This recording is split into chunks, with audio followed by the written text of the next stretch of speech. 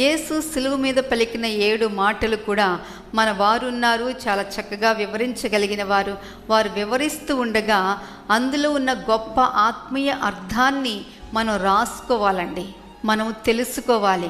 మరల ఇంటికి వెళ్ళిన తర్వాత కూడా మరల నెక్స్ట్ డే శుక్రవారంలోనికి ప్రవేశించేంత వరకు కూడా ఒక్కొక్క రోజు ఒక్కొక్క మాటని, లేదు ప్రతినిత్యము ప్రతి 7 మాటల్ని కూడా మనం ధ్యానం చేస్తూ వెళ్తే, నేను క్రీస్తును పోలి నడుచుకొనుచున్న ప్రకారము మీరును నన్ను పోలి నడుచుకొనుడి అనే మాట మనము చెప్పగలుగుతాం. ఆ చెప్పగలిగే ఆధ్యాత్మిక స్థాయిలోనికి మనము రావాలి.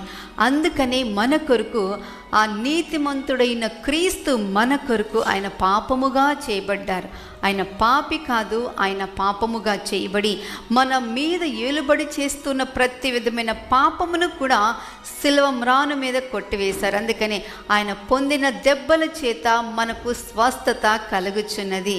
కాబట్టి ఈరోజు ఏ గాయంతో ఉన్నారో, ఏ దెబ్బ తగిలి ఉన్నదో, అది భౌతికపరమైనదైనా ఆధ్యాత్మికమైనదైనా లేదు మానసికమైనదైనప్పటికీ కూడా ప్రతి విధమైన గాయమును కూడా ఆయన రూపు మాపడానికి, మనలందరికీ కూడా స్వస్థత కలిగించడానికి